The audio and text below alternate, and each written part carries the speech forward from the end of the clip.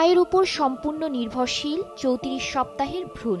যে কোনো ধর্ম, বিজ্ঞান বা মানব সভ্যতার ইতিহাস মতে একজন মানব শিশুর জন্য পৃথিবীর সবচেয়ে নিরাপদ জায়গা এটি। মানুষের নৃশংসতা মাতৃজঠরে নিরাপদ হতে দেয় না শিশুকে। চলতি মাসের ২৩ তারিখ মাগুরার দোয়ারপাড়ায় ঘটে এমন একটি অমানবিক ঘটনা। আধিপত্য বিস্তারকে কেন্দ্র করে ছাত্রলীগের ২ গ্রুপের সংঘর্ষে গুলিবিদ্ধ হন সন্তান সম্ভবা নাজমা বেগম।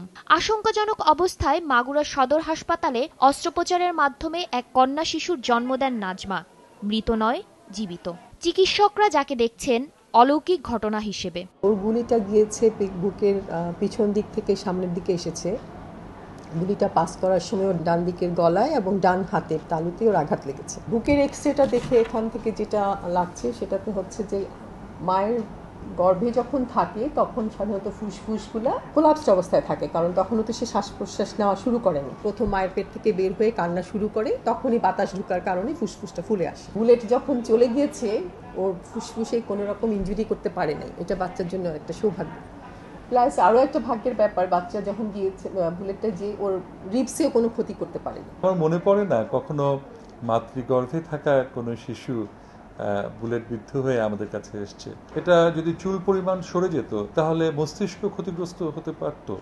কাজে এটা আসলে একটা মিরাকেল যে এই ধরনের একটা মারাত্মক ইনজুরির পরেও আমরা বাচ্চাটাকে এখনো বেঁচে আছে। সঠিক সময়ের আগে বাচ্চা ভূমিষ্ঠ হয়েছে, শুধু তাই না, তার শরীরের ওজনটাও কম। এই দুটো সমস্যা যে বাচ্চাদের থাকে তাদের কিন্তু নানাবিধ সমস্যা হতে পারে, বিশেষ করে জন্মের প্রথম ১ মাস। এখন পর্যন্ত বাচ্চা মাশাআল্লাহ খুবই ভালো আছে।